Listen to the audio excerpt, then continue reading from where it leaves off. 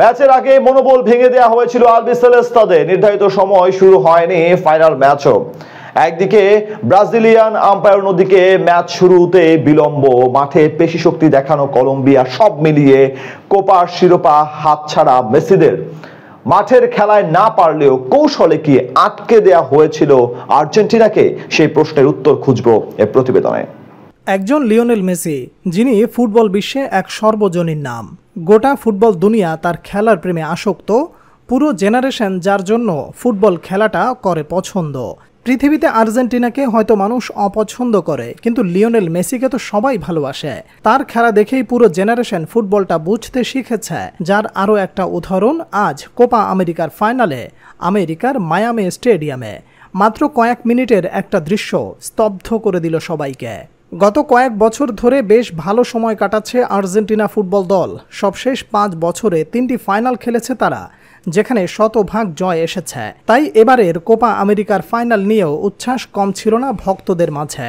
সাথে সম্ভবত প্রিয় 2 তারকা মেসি ও ডি মারিয়ার এটাই শেষ টুর্নামেন্ট, যার কারণে সবাই ছিল আবেগী। এমনকি গোটা ফুটবল বিশ্ব চেয়েছে মেসির হাতে ট্রফি উঠুক। ফাইনালের শুরুতে অবশ্য কিছুটা অগোছালো ছিল আলবিসেলিস্তারা। বিপরীতে বেশ আক্রমণাত্মক কলম্বিয়ার ফুটবলাররা, বিশেষ করে বরাবরের মতো এদিনও তাদের শারীরিক ফুটবল খেলা প্রদর্শনী ছিল লক্ষণীয়। প্রথমার্ধে একবার নিজেদের ডিবক্সেই বাজেভাবে ফাউলের শিকার হতে হয় লিসান্দ্রো মার্টিনেজকে। সেই যাত্রায় তিনি উঠে পড়লেও হাফ টাইমের ঠিক আগ মুহূর্তে অ্যাটাক করা হয় লিওনেল মেসিকে। বাম প্রান্ত দিয়ে আক্রমণে ওঠার সময় প্রতিপক্ষের ডিফেন্ডারের ট্যাকেলের শিকার হন তিনি, যার সুবাদে ইনজুরি যুক্ত পায়ে আরও একবার ব্যথা পান মেসি। তখনই ঘটে সবচেয়ে আবেগপ্রবণ ঘটনা। একজন মেসির জন্য যে শোকাহত হতে পারে পুরো স্টেডিয়াম, তার আরও একটা প্রমাণ দেখা গেল ফাইনালের মঞ্চে। ফাউলের শিকার হওয়ার পর মাঠে শুয়েছিলেন তিনি, সাথে ব্যথায় কাতরাচ্ছিলেন বেশ বাজেভাবে। সেই মুহূর্ত দেখে হতাশায় ভেঙে পড়ে পুরো গ্যালারি। বিশেষ করে অনেক দর্শককে দেখা গিয়েছে মেসির ইনজুরির দৃশ্য দেখে কেঁদে দিতে।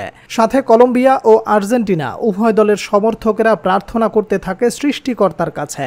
গ্যালারি থেকে বারবার শোনা যায়, উঠে পড়ো মেসি, খেলতে হবে তোমায়। ভক্তদের এমন ঘটনায় বলে দেয় ফুটবল দুনিয়ায় মেসি কতটা সর্বজনীন, কি পরিমাণ ভক্ত আছে তার। সেই যাত্রায় অবশ্য সৃষ্টিকর্তা সবার চাওয়া কবুল করে নেন এবং মেসিও খেলা শুরু করেন। কিন্তু দ্বিতীয়ার্ধে আবারও ঘটে এক ভয়াবহ ঘটনা।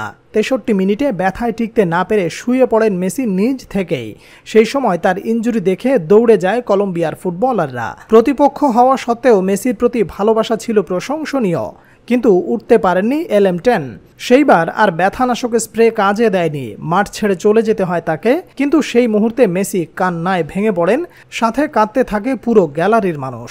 বেশ কিছুক্ষণ দেখা গেছে চোখের জল মুছতে LM10কে। প্রিয় তারকার এমন আবেগপ্রবণ দৃশ্য দেখে সবাই কাঁদতে থাকে, সাথে চিৎকার করতে থাকে মেসির জন্য।